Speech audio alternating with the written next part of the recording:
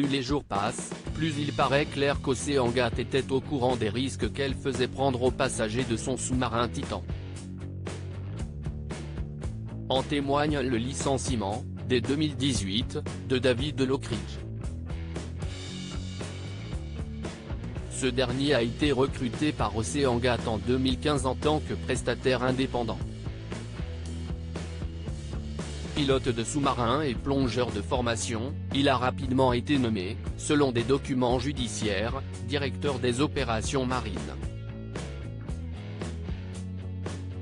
Puis, en mars 2018, il a été licencié après avoir soulevé des inquiétudes quant à la sécurité du sous-marin, censé plonger à près de 4000 mètres de profondeur pour explorer l'épave du Titanic. Il reprochait à l'époque à Oceangate de ne pas avoir réalisé des tests de pression sur la coque pour vérifier sa résistance. Les passagers ne sont pas informés de la conception expérimentale du sous-marin, de l'absence d'essais non destructifs de la coque ou que des matériaux inflammables dangereux sont utilisés dans le submersible, peut-on lire dans sa plainte contestant son licenciement. Le contenu de cette plainte a été rendu public par le New York Times et d'autres médias américains. En plus de cela, il a également dénoncé le fait que l'hublot du Titan avait été conçu et certifié dans le but de supporter une pression égale à celle qui s'exerce à 1300 mètres de profondeur. Est-ce utile de rappeler à quelle profondeur se trouve le Titanic ? Des révélations qui ont de quoi choquer le monde alors que le 18 juin dernier, les 5 passagers du Titan ont perdu la vie après que celui-ci a implosé face à trop de pression.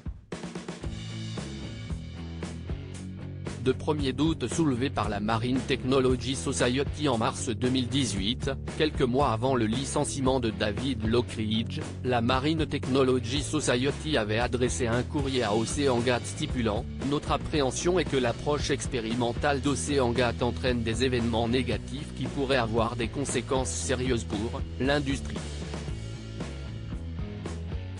Elle avait ensuite enjoint l'entreprise à faire certifier le Titan par un organisme tiers.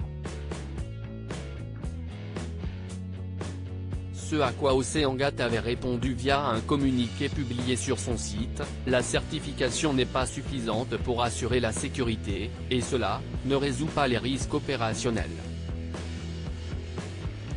Par définition, l'innovation se situe en dehors d'un système déjà accepté. Précisant tout de même qu'elle assurait une surveillance de l'état de la coque en temps réel, pouvant déterminer si elle était compromise bien avant que les situations ne deviennent mortelles. Article écrit en collaboration avec 6 médias. Crédit photo, Oceangate Expédition via Bestimage.